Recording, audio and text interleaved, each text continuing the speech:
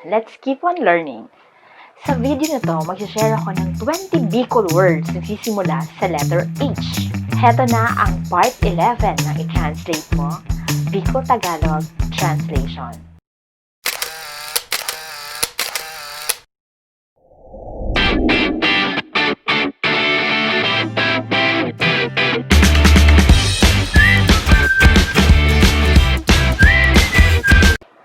Marahay na aga, marahay na udto, marahay na banggi sa Indugabos.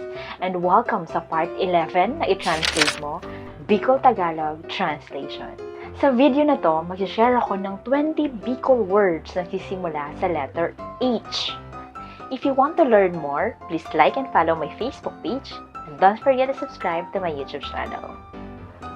Heto na ang 20 Bicol words na nagsisimula sa letter H. Simulan na natin.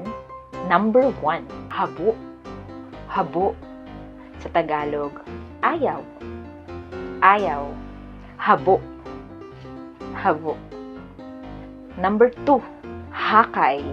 Hakay. Sa Tagalog, hikab.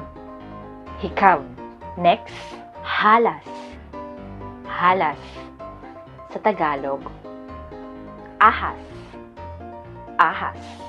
Number 4, hapot. Hapot. Sa Tagalog, tanong.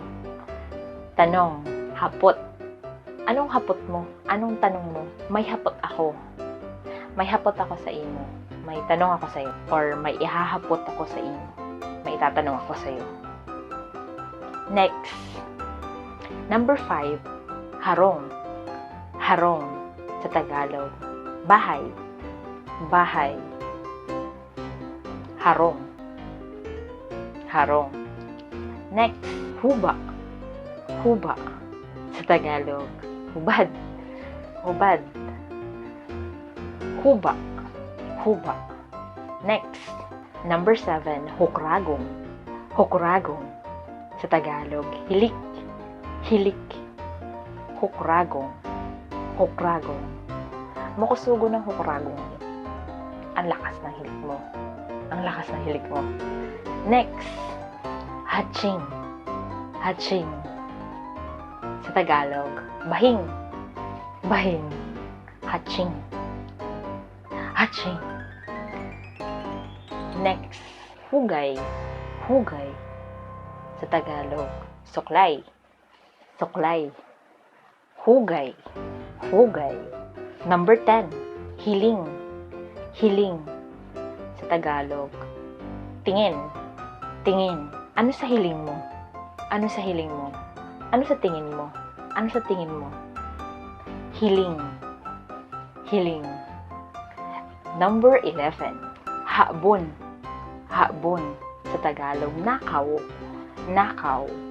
Kung gagawin mo naman siyang verb, hahabonon. Hahabonon. Or nanakawin. Nanakawin. Or tighabon, ninakaw. Habon. Next, hain. Hain. Hain ka ngunyan. Hain ka ngunyan.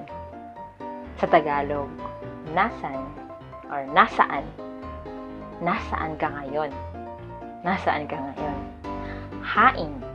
Hain. Hain ang hugay. Hain ang hugay. Nasaan ang suklay. Nasaan ang suklay. Hain. Next, number 13, hibi. Hibi. Sa Tagalog, iyak. Iyak. Naghihibi. Umiiyak. Naghihibi. Umiiyak. Hibi. Hibi. Next, hinghing. Hinghing. Tagalog is bulong. Bulong. Parang whisper. Sa English, whisper. 15, huna. Huna. Sa Tagalog is parang sa tingin ko. Or sa palagay ko, dapat ganito.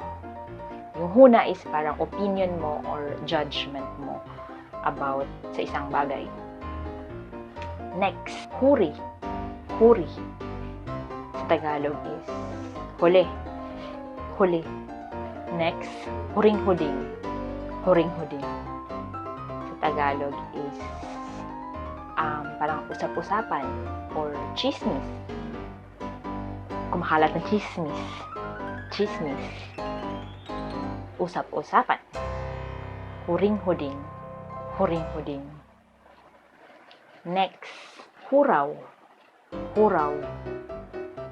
Sa Tagalog is parang tila, tumila. Tumila na yung ulan. Huraw na. Tumila na. Huraw. Huraw. Next, hilang. Hilang. Sa Tagalog is sakit. Sakit. Hilang. Hilang. May hilang siya kaya di siya nakalaog. May sakit siya kaya hindi siya nakapasok. Hilang. Hilang. At last but not the least, number 20, haloy. Haloy. Ibig sabihin sa Tagalog is matagal. Matagal. Haloy nang daisinda naghilingan. Matagal nang hindi sila nagkita. Haloy nang daisinda nagkahilingan. Matagal nang hindi sila nagkita. Haloy. Haloy. That's it for today. Sana marami po kayo natutunan. Abangan niyo pa po ang mga susunod kong videos about Bicol Tagalog translation dito lang sa G Diaries.